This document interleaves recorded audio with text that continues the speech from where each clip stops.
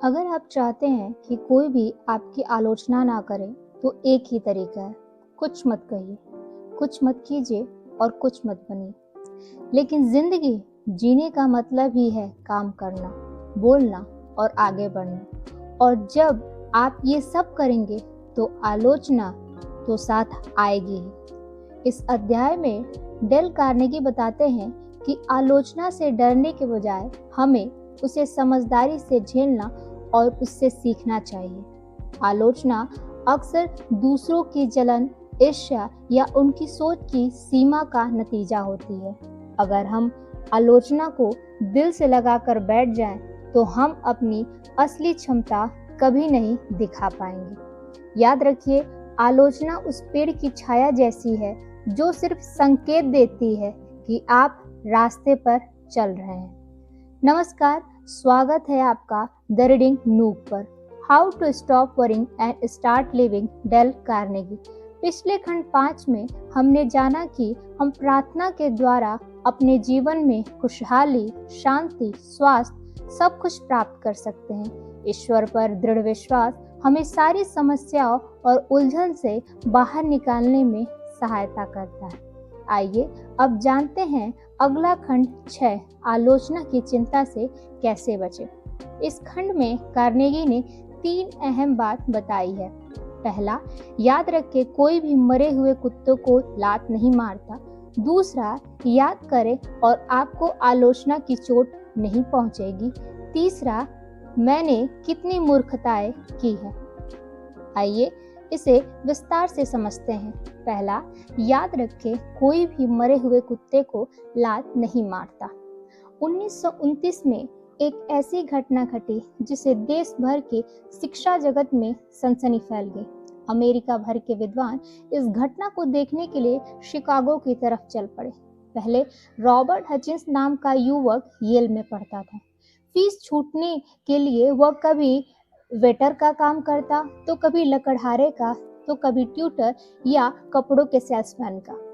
इसके 8 साल बाद ही वह अमेरिका की चौथी सबसे अमीर यूनिवर्सिटी यानी यूनिवर्सिटी ऑफ शिकागो का प्रेसिडेंट बनने जा रहा था। इसकी उम्र 30 साल थी, जो कि अविश्वसनीय था। बुजुर्ग शिक्षाविद अपने सिर हिला रहे थे। आलोचना इस वंडर बॉय के सिर पर एक के बाद एक चट्टानों की तरह गिर रही थी। उसमें यह कमी है, उसमें वह कमी है, वह बहुत छोटा है, अनुभवहीन है। उसके शिक्षा संबंधी विचार अजीबोगरीब हैं, यहाँ तक कि अखबार भी इस हमले में शामिल हो गए थे। जिस दिन उसे प्रेसिडेंट बनाया गया, उस दिन एक दोस्त ने रॉबर्ट मैनार्ड हचिंसन के पिता से कहा, मैं आज सुबह से अखबार संपादकीय पढ़कर सकते में आ गया हूँ। इसमें आपके पुत्र की जबरदस्त आलोचना हुई है। हाँ, पिता ने जवाब दिया, आलोचना जबरदस्त है, परंतु याद रखो कोई भी मरे हुए कुत्ते को लात नहीं मारता। हाँ, और कुत्ता जितना महत्वपूर्ण होता है, लोगों को उसे लात मारने में उतना ही ज्यादा मजा आता है। इसलिए जब आपको लात मारी जाए या आपकी आलोचना की जाए, तो याद रखें ऐसा अक्सर इसलिए किया जाता है क्योंकि इससे लात मारने वालों को महत्व का एहसास होता है। इसका यह मतलब होता है कि आप कुछ खास हासिल कर रहे हैं और लोगों का ध्यान अपनी ओर खींच रहे हैं। आइए अब हम एडमिरल पियरी के बारे में जानते हैं, जिन्होंने 6 अप्रैल 1909 को अपने कुत्ते के साथ उत्तरी ध्रुव तक पहुंचकर दुनिया को आश्चर्यचकित और रोमांचित कर दिया। एक ऐसा लक्ष्य जिसे हासिल करने के लिए सदियों तक बहादुर आदमियों ने कष्ट झेले, दुख से तड़पे और अपनी जान गंवा दी। पियरी भी ठंड और भूख के मारे लगभग मरते मरते बची और उनके पैर की 8 उंगलियां ठंड के मारे इतनी ठिठुर गई थी कि उन्हें काटना पड़ा। वॉशिंगटन में उनके वरिष्ठ नौसैनिक अफसर जल भून रहे थे, क्योंकि पियरी को इतना प्रसार और इतनी शोहरत मिल रही थी।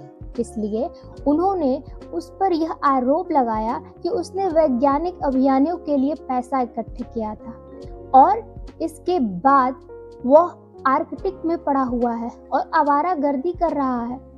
अगर पियरी वॉशिंगटन में नौसेना विभाग में क्लर्क की नौकरी कर रहे होते तो क्या उनकी इतनी जबरदस्त आलोचना हुई होती?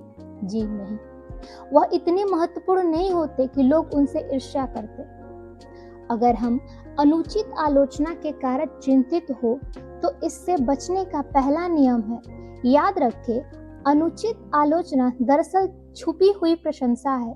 याद रखें, कोई भी मरे हुए कुत्ते को लात नहीं मारता। दूसरा, याद करें और आपको आलोचना की चोट नहीं पहुंचेगी।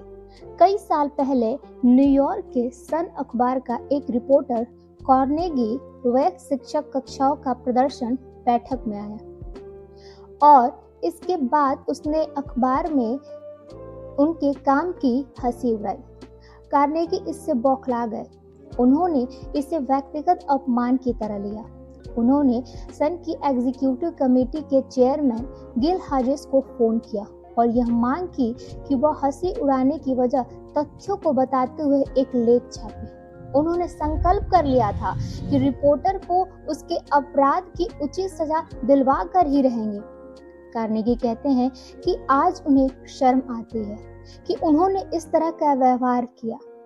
उन्हें अब महसूस होता है कि अखबार खरीदने वाले आधे लोगों ने तो उस लेख को देखा ही नहीं होगा और जिन लोगों ने इसे पढ़ा होगा उनमें से आधी को यह हानि रहित मनोरंजन का स्रोत लगा होगा। जिन लोगों को इसे पढ़ करके मजा आया होगा उनमें से आधे इसे कुछ सप्ताह में भूल गए होंगे।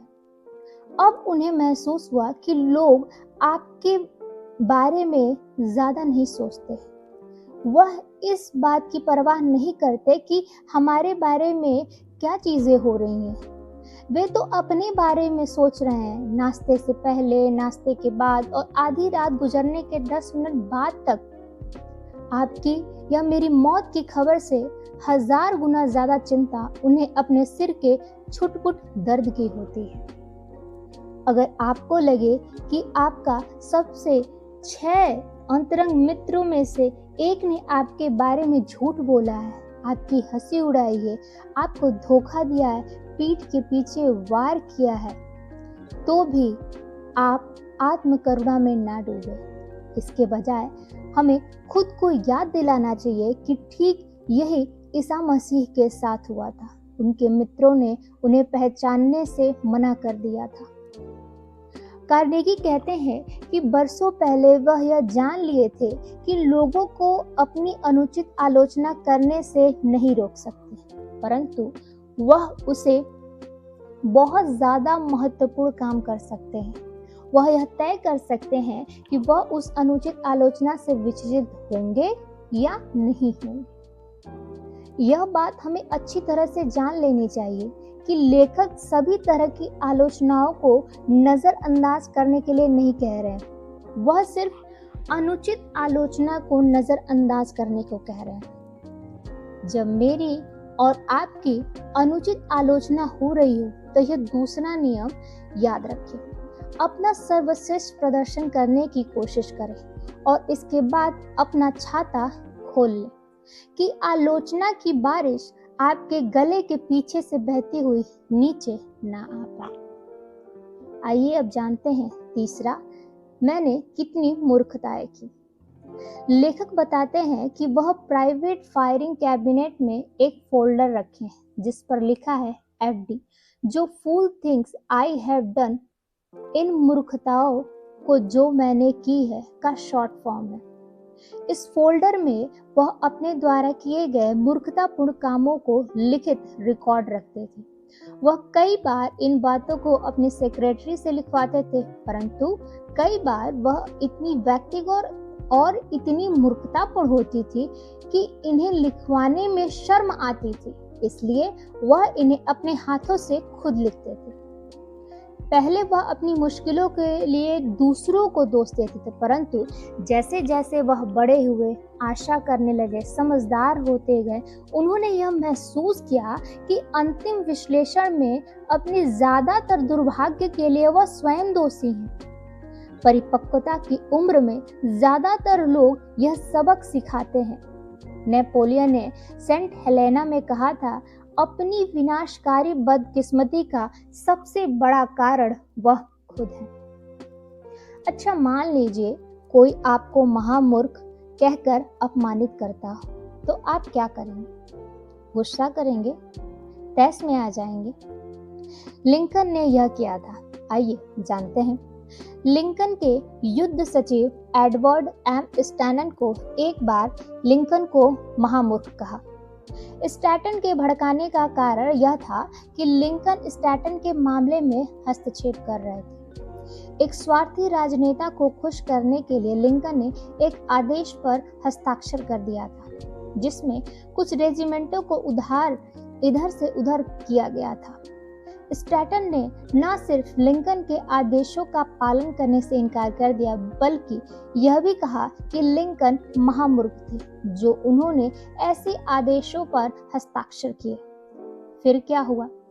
जब लिंकन को बताया गया कि स्टैटन ने क्या कहा था, तो लिंकन ने शांति से जवाब दिया, अगर स्टैटन ने कहा है कि मैं महामूर्ख हूं, तो मैं निश्चित रूप से होऊंगा, क्योंकि वे लगभग हमेशा सही होते हैं। मैं जरा उनके पास जाता हूँ और खुद हकीकत देख लेता हूँ।